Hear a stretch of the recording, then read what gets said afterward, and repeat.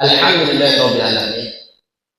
Nahmaduhu wa nasta'inuhu wa nastaghfiruh wa na'udzu billahi min shururi anfusina wa min sayyiati a'malina. May yahdihillahu fala mudilla lahu wa may yudlil fala hadiya lahu. Asyhadu an la ilaha illallah wahdahu la syarika lahu wa asyhadu anna Muhammadan 'abduhu wa rasuluhu la nabiyya wa la rasula ba'dahu. Qala Allah Ta'ala fi kitabil aziz, a'udzu billahi minasyaitonir rajim, yarfa'illahu alladziina aamanu minkum wal ladziina utul 'ilma darajat. Wa qala Rasulullah sallallahu alaihi wasallam fi hadithi, ittaqillaha haitsu ma kunta wa atbi'is sayyi'atal hasanata tamhuha wa khaliqin nas bi khuluqin hasan. Amma ba'd. Alhamdulillah, kita bersyukur kepada Allah Subhanahu wa ta'ala nikmat yang telah diberikan kepada hamba-hambanya, baik kenikmatan-kenikmatan yang kita rasakan, yang kita konsumsi, yang kita makan, yang kita kenakan, dan nikmat yang terbesar, yaitu nikmat keimanan dan keislaman. Salawat dan salam selalu kita curahkan kepada junjungan Nabi Allah Muhammad sallallahu alaihi wasallam, juga kepada para keluarga beliau, kepada para sahabat-sahabatnya yang menemani beliau, yang memperjuangkan Islam, berkorban harta, keringat, waktu, bahkan mempertaruhkan nyawa beliau dan para sahabat-sahabatnya yang mulia. Jamaah salat Isya yang dimuliakan Allah Subhanahu wa ta'ala, pada kesempatan sore hari ini insyaallah kita akan sedikit membahas tentang ulasan bagaimana Rasulullah SAW berhijrah. Bahwasanya dalam kehidupan Rasulullah SAW, hijrah itu menjadi tanda awal kebangkitan Islam. Maka dalam hal ini tahun atau mungkin hitungan tahun Islam dimulai dari sejak hijrahnya Rasulullah SAW.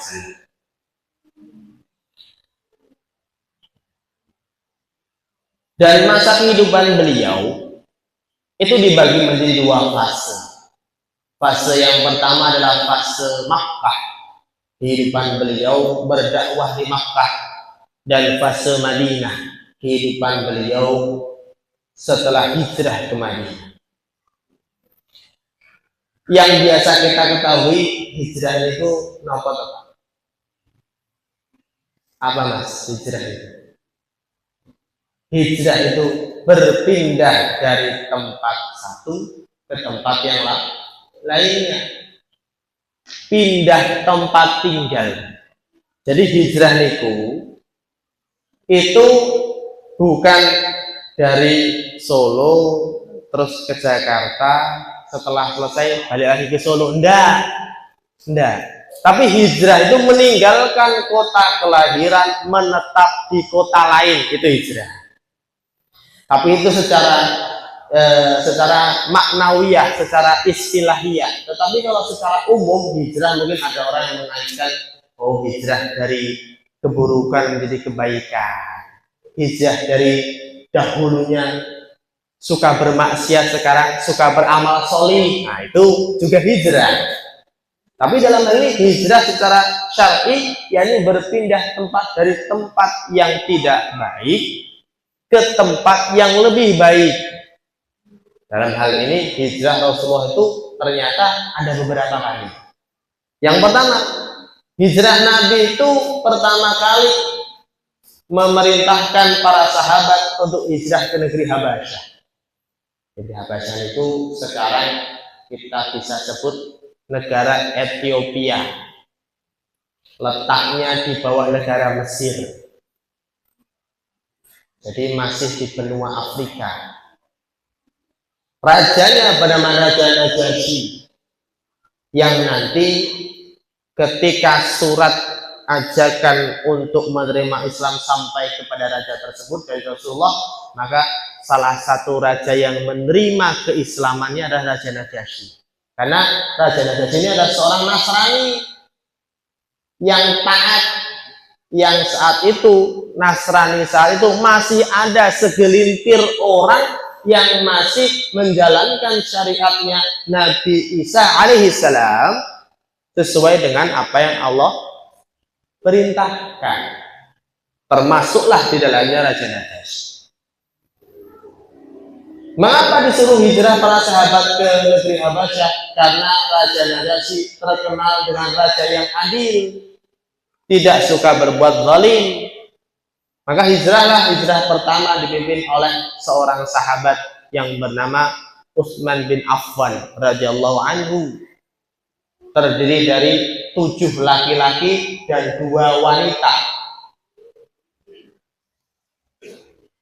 Setelah setahun kemudian melihat perkembangan dari hijrah tersebut ternyata tidak ada masalah, maka di tahun berikutnya Rasul memerintahkan para sahabat untuk yang kedua kali untuk hijrah ke Habasyah.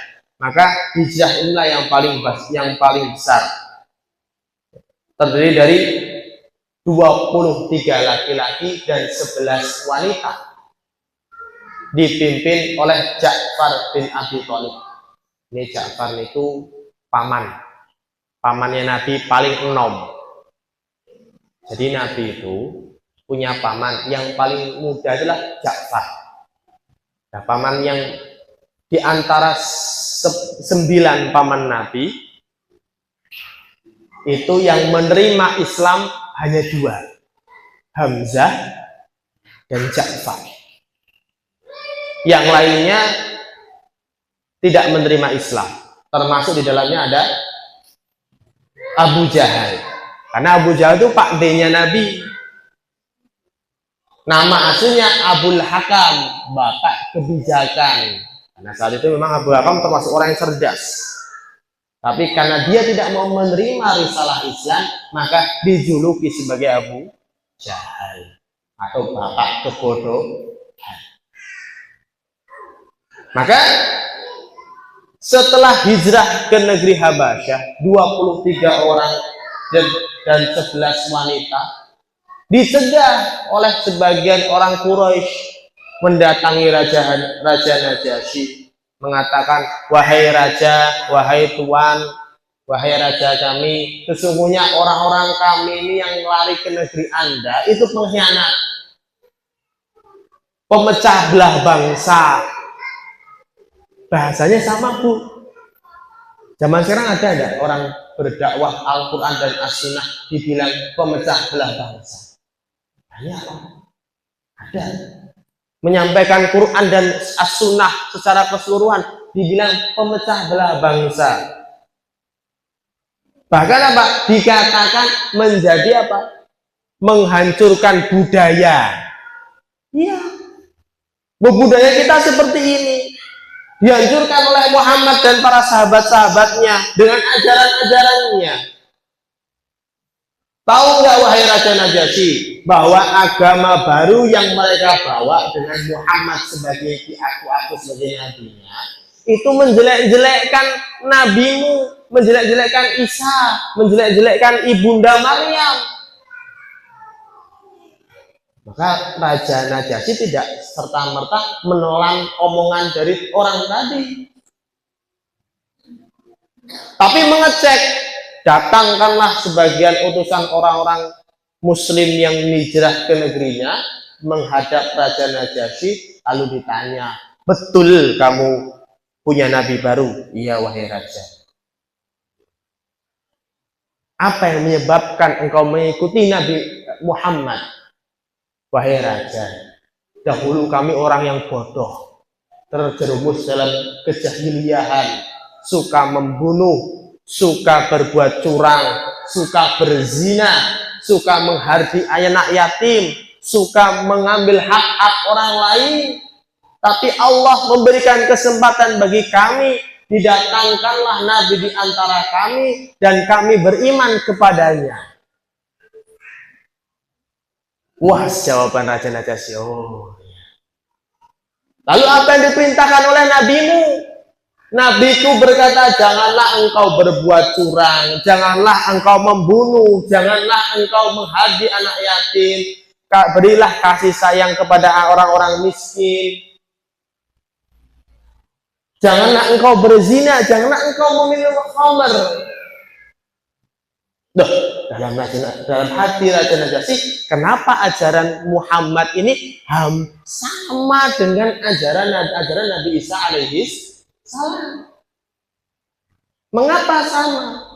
Mulailah Raja Najasyi berkata, lalu apa betul yang dikatakan orang ini nih, saudaramu dari Quraisy, dari Makkah ini mengatakan bahwa Muhammad dan engkau sahabat-sahabat yang menjelekkan Isa? Maka Ja'far bin Abi Thalib membacakan surat Maryam. Di situ kisah-kisahnya Nabi Isa dan Ibunda Maryam dijelaskan. Maka Raja Najasyi menangis mendengar ayat tersebut dan berkata, sesungguhnya ajaran ilmu dan ajaran itu seperti saudara sepupu, sumbernya sama. Maka Raja Najasyi tadi yang didatangi oleh utusan kafir Quraisy membawa harta banyak, dikembalikan, pergi pulang kamu ke negaramu, saya tidak butuh harta itu, saya punya yang lebih banyak. Maka selamatlah orang-orang muslim yang ada di negeri Habasyah. Tak lama kemudian akhirnya terjadi sebuah peristiwa yang namanya Amul Huzn, tahun kesedihan, di mana di tahun itu ada dua orang yang paling Rasulullah sayangi, Allah wafatkan. Yang pertama adalah paman Nabi Abu Thalib. Paman Nabi ini kafir, tapi beliau memperjuangkan dan membela Nabi. Bahkan di kematian, menjelang kematiannya, Nabi mengatakan, wahai pamanku, ucapkan asyhadu an la ilaha illallah wa anna Muhammadar Rasulullah, dan aku menjadi saksi, aku menjadi jaminannya, wahai pamanku. Bayangkan coba, amalan Abu Thalib yang sekian banyak membela Nabi itu tadi bisa dianggap atau bisa sah oleh di hadapan Allah kalau mengucapkan kedua kalimat syahadat. Tetapi dalam riwayatnya, iblis memberikan bisikan di telinga Abu Thalib, kalau engkau menerima di akhir hayatmu, menerima ajaran Muhammad, apa kata orang lain? Apa kata kaummu? Kamu akan dibilang tidak adil. Kamu akan dibilang memihak, menjadi bukan orang yang bijak. Maka Abu Thalib mengatakan apa? Tidak, wahai Muhammad. Akhirnya paman Nabi wafat, mati dalam keadaan jahil, mati dalam keadaan kafir. Lalu Nabi berdoa kepada ya Allah, selamatkanlah pamanku ya Allah. Kata Allah, nggak bisa. Sekelas Nabi tidak bisa menyelamatkan seseorang yang kafir, mati dalam keadaan kafir. Maka kata Allah, maka kata Rasul, kalau begitu ya Allah, ringankan siksa pamanku. Maka diriwayatkan, siksaan Abu Thalib itu di neraka itu menggunakan terompah dari besi yang pewanas berjalan di atas bara api yang panasnya membuat otak itu mendidih, lepok. itu ringan, paling ringan siksaan neraka yang dapat Abu Thalib. Lah kita siapa?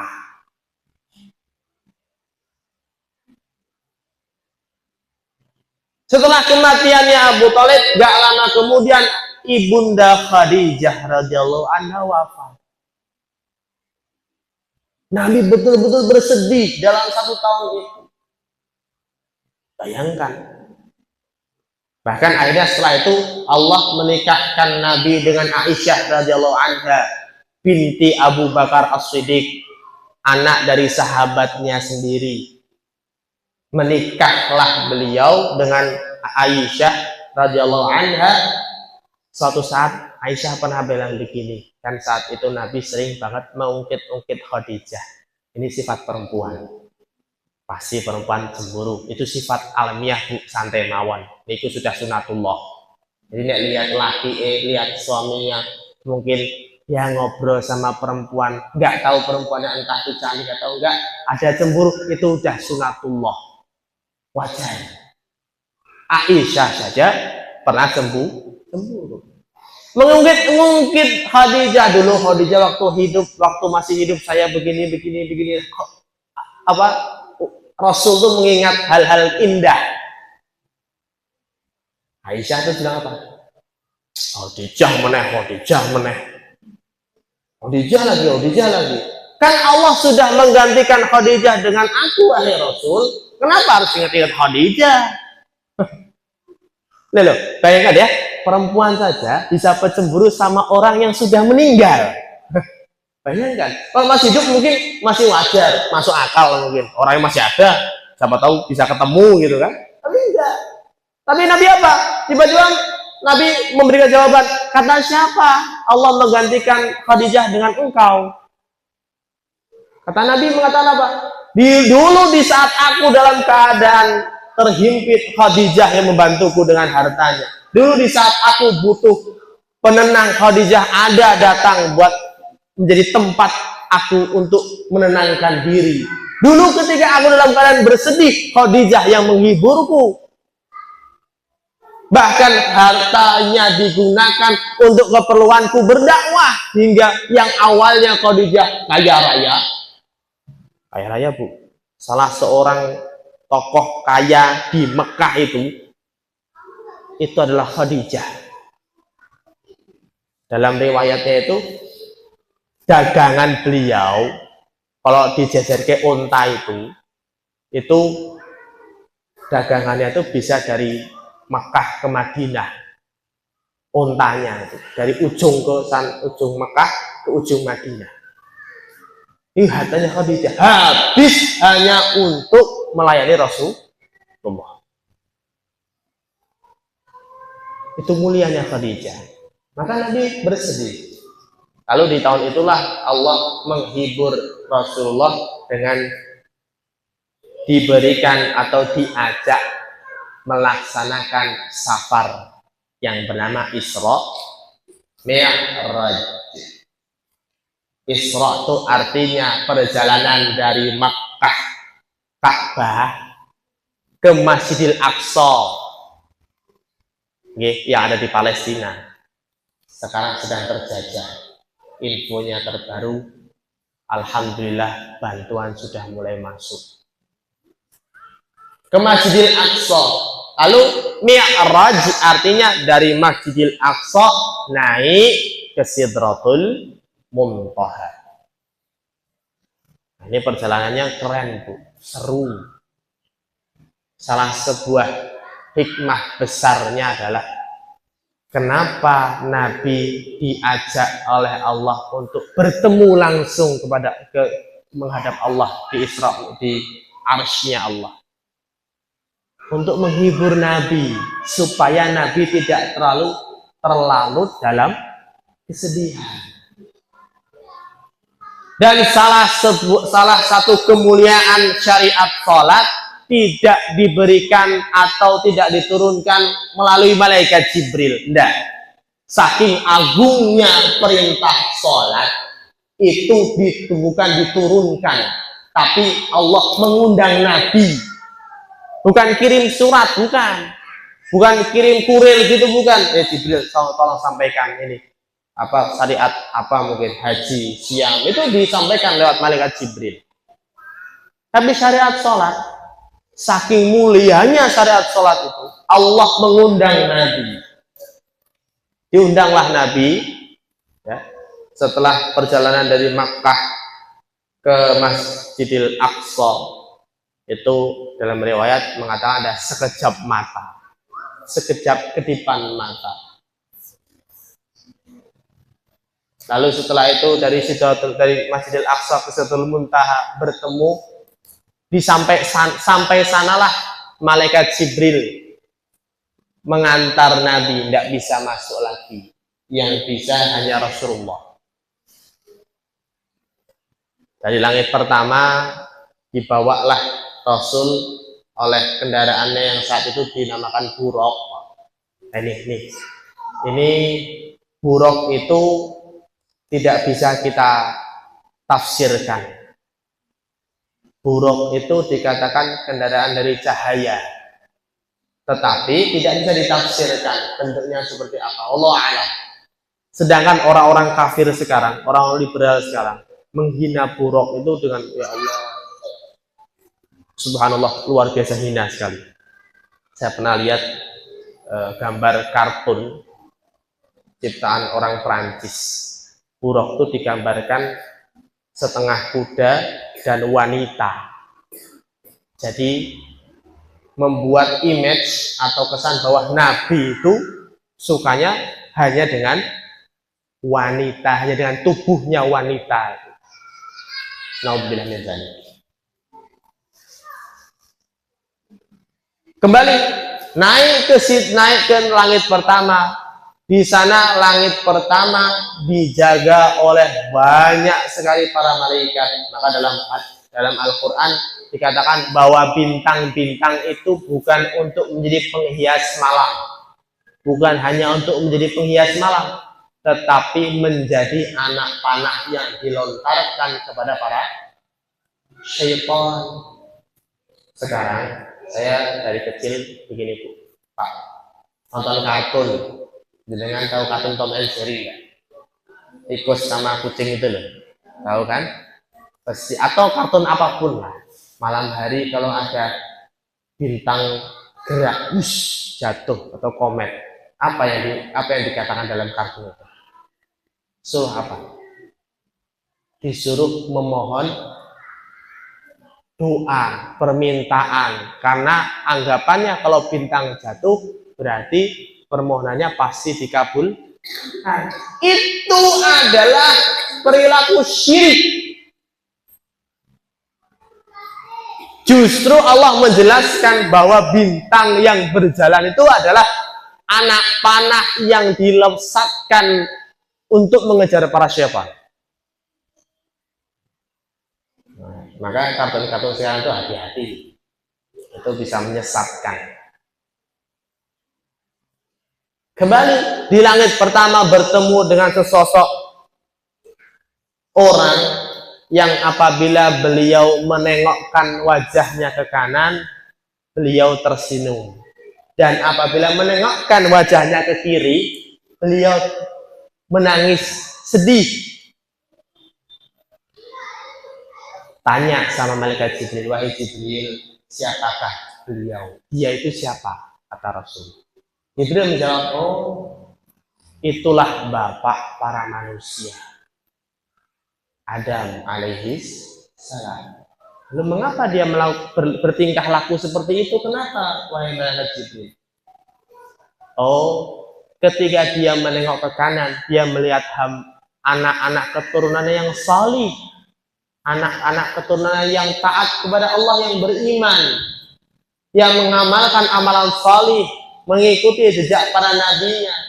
Maka beliau tersenyum.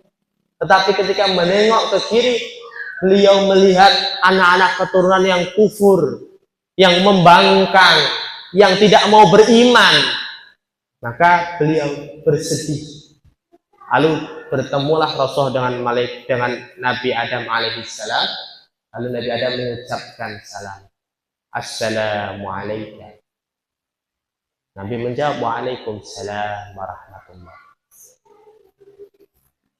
Setelah mengucapkan salam, Malaikat Jibril meminta izin kepada penjaga pintu langit kedua. Lalu langit kedua bertanya penjaganya, malaikatnya, siapa yang kau bawa wahai Jibril? Oh, ini Muhammad. Ditanya balik, apakah dia telah diangkat menjadi Rasul?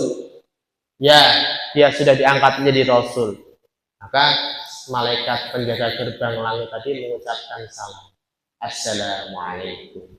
Waalaikumsalam. Lalu dipersilahkan naik langit kedua. Bertemu dengan para nabi-nabi. Di antaranya ada Nabi Adam tadi, ada Nabi Daud alaihissalam, ada Nabi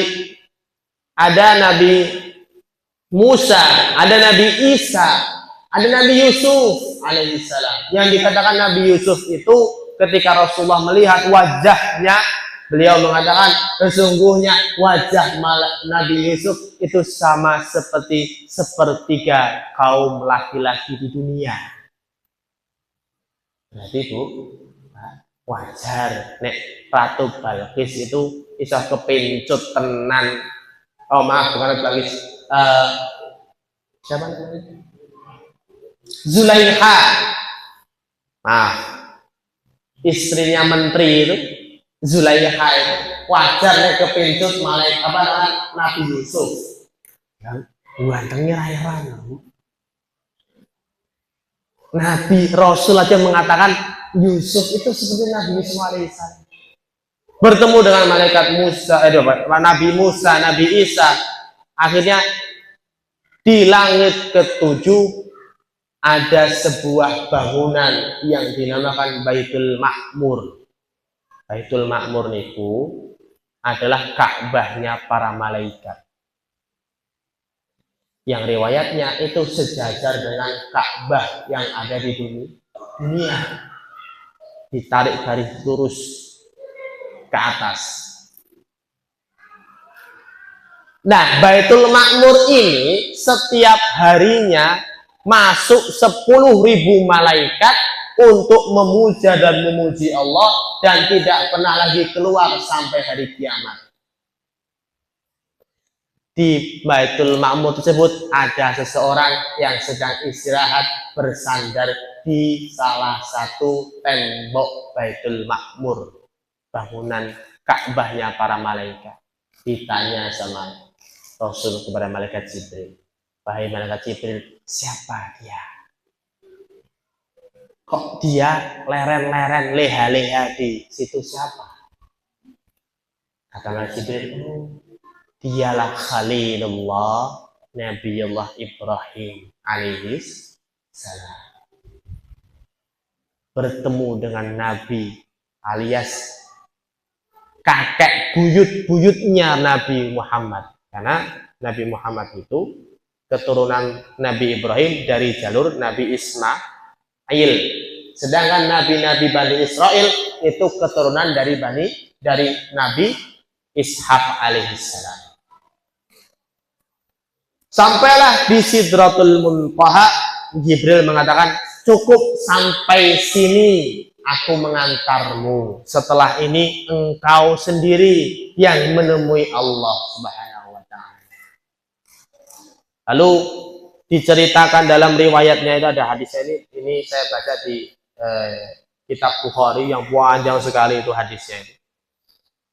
Bahwa arsy-Nya Allah itu berada di atas air. Dipikul oleh ribuan malaikat.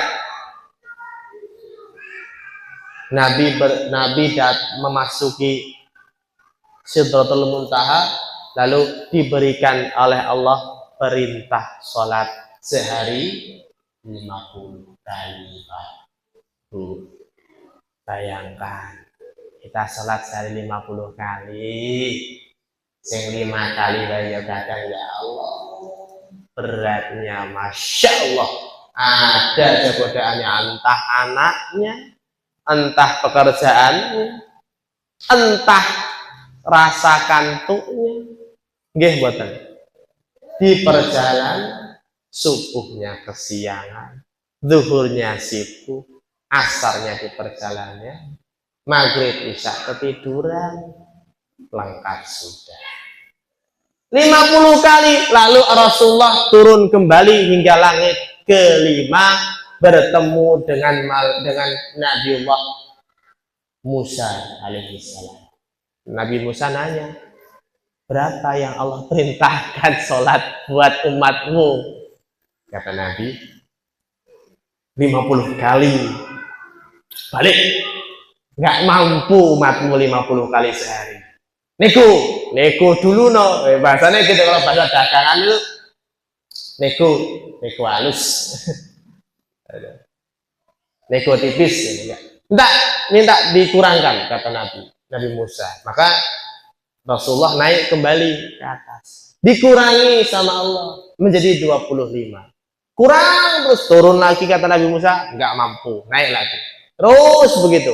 Hingga pada akhirnya Allah tetapkan, aku wajibkan kepada engkau dan umatmu sholat 5 waktu sehari yang setara dengan sholat 50 kali sehari. Pahalanya enak tuh? Enak. Turunlah sampai Nabi Musa tanya lagi, berapa akhirnya? 5 kali. Kata Nabi Musa, orang mampu umatmu, maaf balik. Suruh balik lagi loh itu. Tapi kata Rasul apa? Aku malu. Dari 50 sampai 5 itu kebangetan loh. Itu udah didiskon loh itu loh Bu, Pak. Oh 5 kali sholat sehari masih bolong-bolong, oh, itu kebangetan tenan. Orang ngajeni Kanjeng Nabi jenenge. Betul. Setelah itu diturunlah perintah sholat 5 waktu.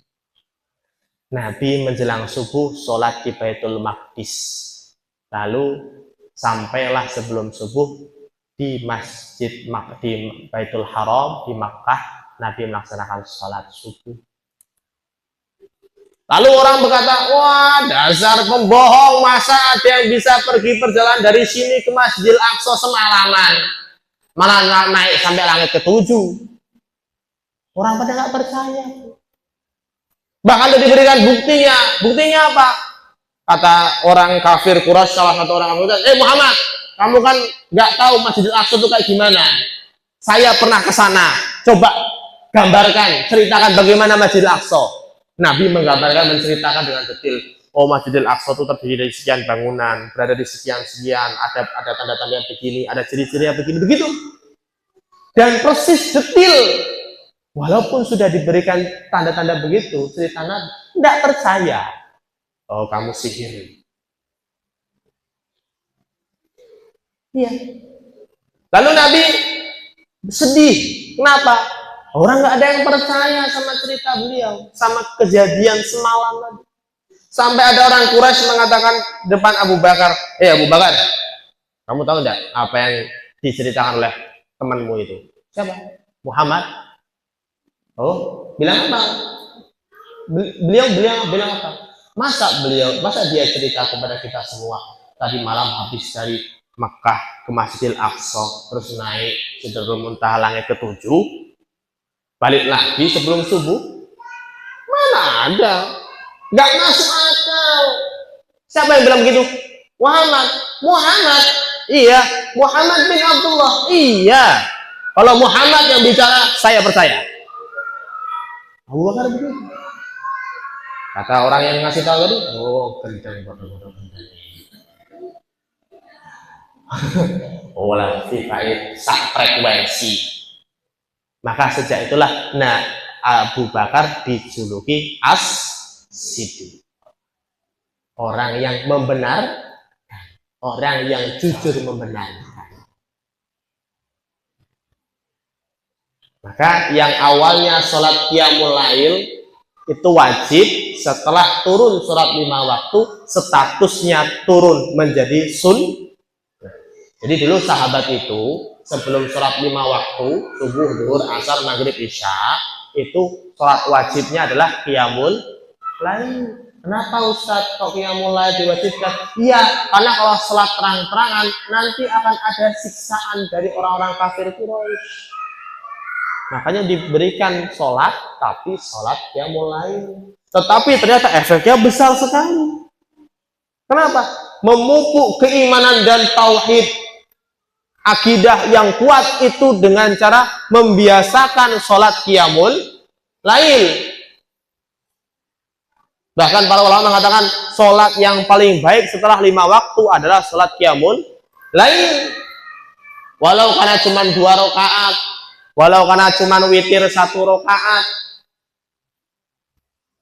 itu akidah memupuknya dari qiyamul lail. Dibangunkan, berusaha untuk menjalankan sholat di tengah-tengah malam. Maka dilaksanakanlah sholat.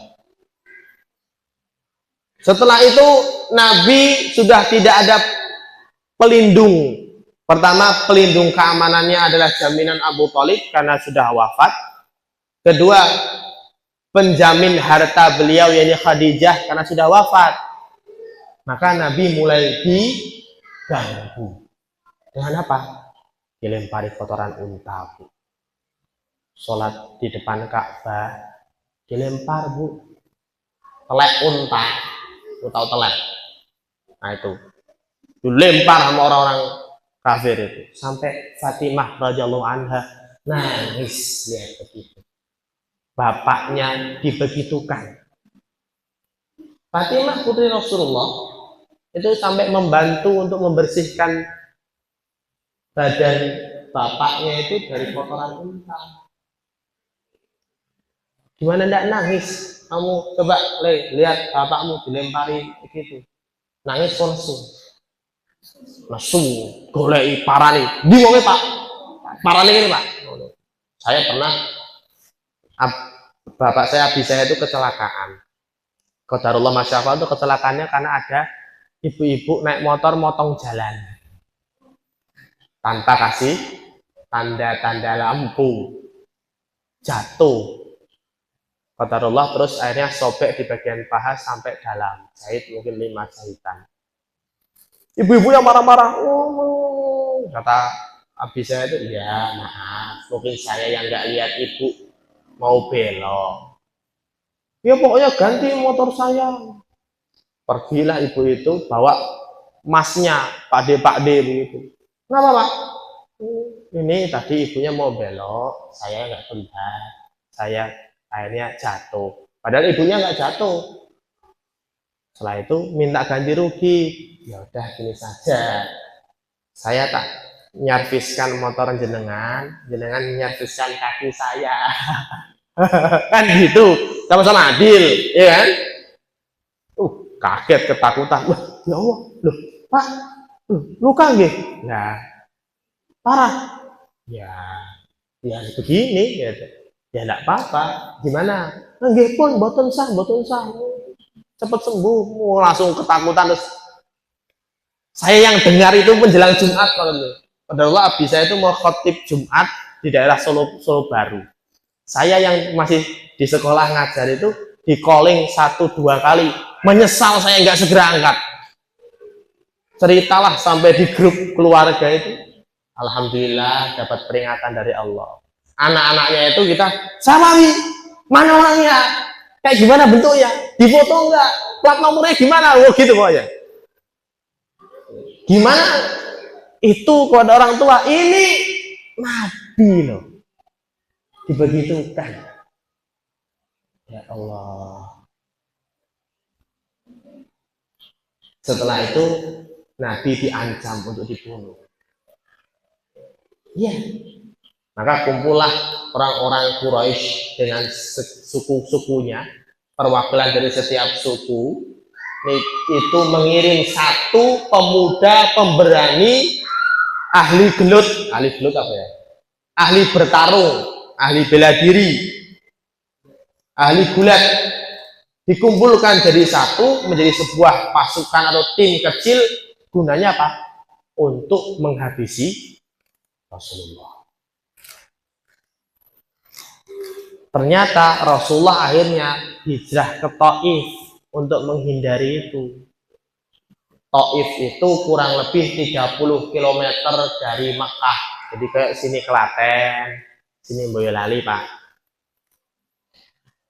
Dikira sampai di Taif aman-aman saja. Ternyata Rasulullah sampai di Taif ditolak mentah-mentah. Bahkan negeri Taif itu terkenal akan begalnya. Tahu begal? Kalau ada orang lewat wilayah negeri Taif itu biasanya sudah jadi mangsa, dibegal. Nabi ditolak, dilempari batu, Pak, Bu. Sampai akhirnya sahabat yang menemani Nabi ke negeri Taif berdarah-darah karena melindungi Nabi dari lemparan batu. Setelah Nabi tidak bisa masuk Taif, Nabi berhenti sebentar di tengah jalan, tiba-tiba diparani malaikat. Assalamualaikum wahai Rasulullah. Waalaikumsalam. Siapa engkau? Perkenalkan wahai Nabi, saya adalah malaikat penjaga gunung. Izinkan saya untuk menimpakan gunung yang ada di pundak saya ini ke atas orang-orang Taif tadi. Saya tidak rela melihat nabinya dilempari batu, bentak bales, sekali bales baik nganggo gunung. Ya. Ya, kalau nabi orang pendendam, nabi orangnya tidak ramah, bukan seorang yang bersabar. Jawabannya apa? Wis, balasan nih, wis. Nggak usah satu gunung, 2 ya boleh, 3 ya boleh. Tapi Nabi nggak bilang begitu. Nabi bilang apa? Jangan. Innahum la ya'lamun. Sesungguhnya mereka itu orang-orang nggak tahu. Orang-orang yang bodoh, nggak ngerti agama Islam. Udah, jangan sabar. Jangan. Nah, itulah proses, masih panjang sudah ini ya. Cuman belum sampai hijrahnya, ini persiapan hijrah Nabi. Akhirnya setelah itu nanti akan ada proses hijrah Nabi ke Madinah. Untuk lebih detailnya mudah-mudahan bisa kita bahas di pertemuan yang akan datang atau mungkin kesempatan selanjutnya. Mungkin ada khilaf dan salah kata dari saya mohon maaf. Aku lupa ada. Wassalamualaikum warahmatullahi wabarakatuh. Assalamualaikum warahmatullahi wabarakatuh.